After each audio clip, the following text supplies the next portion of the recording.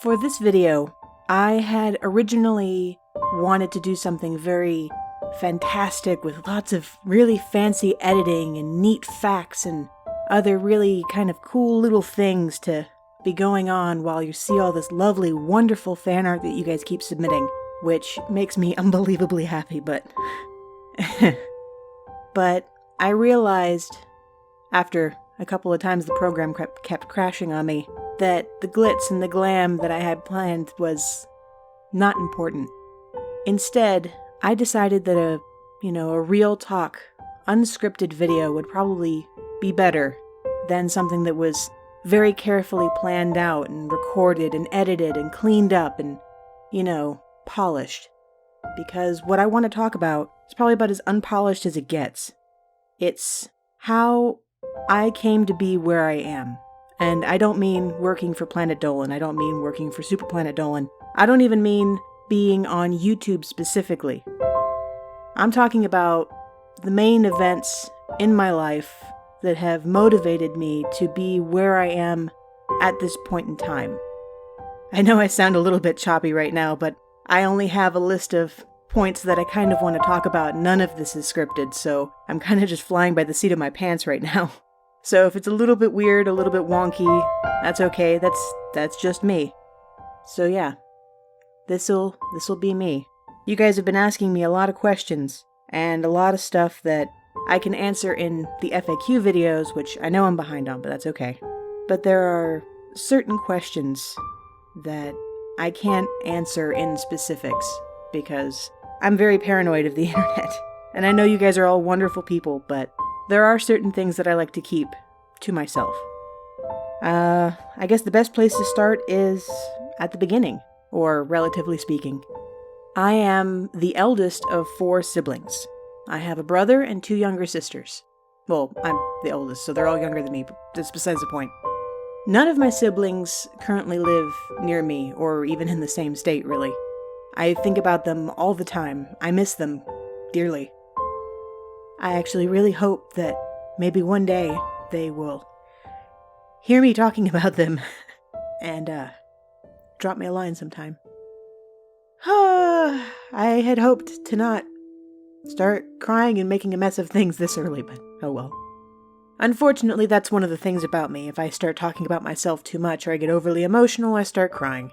Not because I'm really upset, but I don't know, it's a defense mechanism, I guess. When I was really young, after my brother had been born, my actual parents, they split. My dad got remarried soon after that, and that's where my 2 younger sisters came in. My dad moved us around a lot. It was fine, It's just another way of having another different kind of childhood. It's fine. But unfortunately, because we moved around so much, it was really hard to make friends with people in the new areas. Because inevitably we would either move in the middle of the school year, or we would move to this new place where all of the kids in the neighborhood would be, their cliques and their groups had already been formed. So my brother and I, we didn't really have any place that we fit in. I developed a very, a really good way of being able to be one of those people you can talk to. I listen very well, or at least that's what I've been told.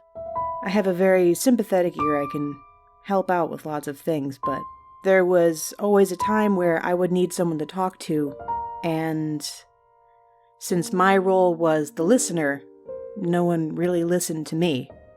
I'm not trying to lay out my emotional baggage here. I'm not trying to dump it on someone else. I'm just explaining where I started. So originally, I was a very timid, quiet, non-confrontational kind of person. I'm still not very confrontational. I don't like conflict very much. I can deal with it now better than I did, but I still don't like it. I am much more adept at compromise. Eventually, when I finally got to college, I discovered that I didn't have to be the quiet, timid, non-confrontational person anymore. That people would listen to me if I spoke up. That didn't make it easy to speak up, but I could. So when I finally had some downtime, and I was poking around through some of my old stories, not mine, but stories I'd found on the internet or read somewhere, And I realized that most of my friends in college, they had never heard of these stories. They'd never heard of these authors. And when I moved around a lot, I always tried to keep in touch with the friends I would, eventually make. But they would kind of forget me if I wasn't around long enough. So to have these wonderful stories forgotten I can't say so easily because they've been around for ages, but it made me sad. And I didn't want these stories to be forgotten because this age, these new generations coming up, they don't really like to read, most of them. From what I've heard and what I've seen. They like audiobooks, they like listening to YouTube and watching YouTube, they like hearing stories by word of mouth. And so I figured the best way to make sure these stories aren't forgotten and also to expose younger people to these stories that they would otherwise not have heard or read was to read them myself and put them on YouTube somewhere. I mean, I know other people have read these stories, but I don't know. There's something about doing it yourself. You can say, I did that. I know it's out there now. I have made some kind of contribution. I have made some tiny bit of difference. Even if that just means that one more video pops up when you search for a particular author's name or for a particular story. And it was from those original stories with my really, really crappy mic, my original mic, that I got out of a Karaoke Revolution game. This really crappy USB Konami mic that I was able to put those first words out there, those first stories, and get the first couple of people that were willing to listen to what I had to say, to what I had to read. To get to this point, I know this is a 50,000 subscriber video, and we're actually at 65,000 now? Probably more by the time this comes out. I am so completely dumbfounded and honored and happy and crying.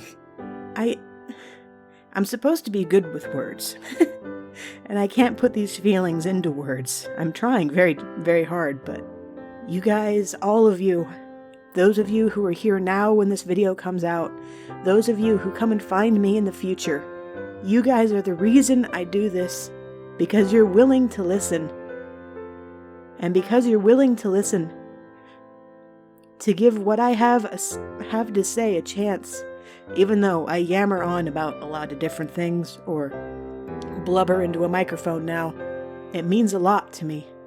It means a lot to know that there are people out there that are willing to listen, to try and understand, to give me a chance, to give these stories a chance.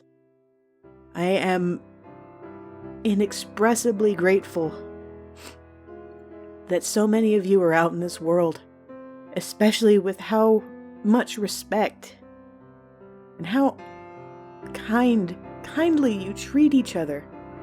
I used to not have a very good opinion of humanity.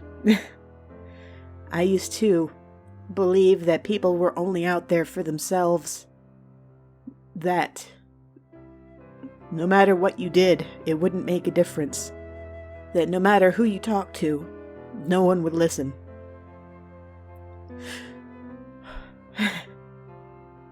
You guys have 100%, 150%, 300% changed my opinion. You guys are the amazing ones.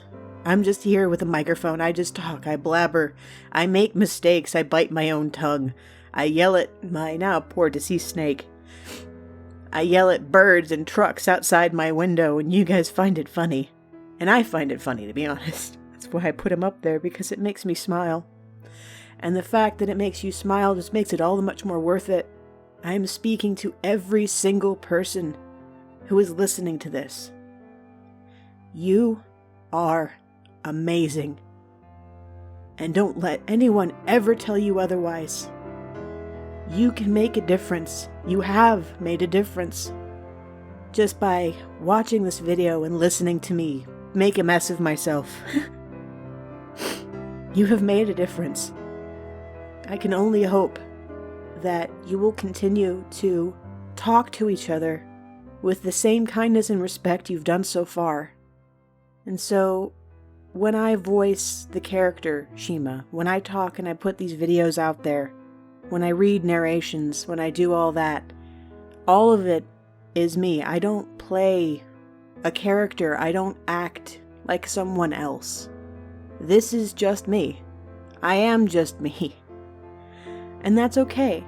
It is always okay to be just yourself, because there's only one of you. If we all tried to pretend to be someone else, inevitably there might be 30 of us all trying to be the same person. And that makes life boring. It really does. I went to high school, I know how these things work. So, I don't know. I'm losing track of my thoughts here. So being yourself is okay. So if you're a person who likes, like me, I love math, I love science, anything that is geeky, I love it. Not because it's geeky. All that stuff tends to get kind of combined into what everyone calls geeky. And geeky is probably an outdated term by now anyway, but I don't care, I like that word, geeky. But if you like history, that's good. If you like art, that's good. If you like sports and nothing else, that's fine too. All of it's good. Just be yourself. Don't let other people dictate to you who you're supposed to be. You should find out who you are, what you love to do, and who you love to do those things with. Even if they're not in your social circle or your friends or whatever, if you find you have something in common with other people, give them a chance. Even if they don't look like they'd be someone you'd normally go up and talk to. I've strayed a little off topic here. My point is, even if I don't get more subs than I do now, even if I stay at 65,000, whatever I am at, even if I was still back at 10,000, that's okay. I don't do this to get millions of subscribers, to get all those people coming and listening and watching and laughing at the weird noises I make with my face. If it's just you guys, and it's only just you guys, that's fine. I'm okay with that. I do this because it makes people smile, and it makes me smile. And all I can ever hope for is that you keep smiling, you keep laughing, you keep having a good time, you keep being yourself. And I really hope this also inspires others to get out there and take the chance to do what they want to do what they love to do. And like I said before, you guys are amazing. Absolutely amazing. I can't even say it enough times. So yeah, a bit of a rambling, sort of covering of topics, things I wanted to talk about. I sort of deviated from what I wanted to do, but that's okay. This is me. I go off on tangents. I just talk. I'm sorry there's no glitz. I'm sorry there's no glam. I kind of suck at editing anyway. Maybe the program crashing over and over and over again was a good thing. Because if it had worked the first time, it might not be as meaningful to me, or maybe to you, if this is meaningful to you. I know this means a lot to me. And all I can say is, once we get to 100,000, or not, whichever, I really hope that I get to do another one of these, where, I don't know, maybe I'll talk about something else, I'm not quite sure. But, thank you so much, all of you, for listening, for being wonderful, for being who you are. So, I guess this is where I sign off. Thanks for listening. I'll see you guys next time.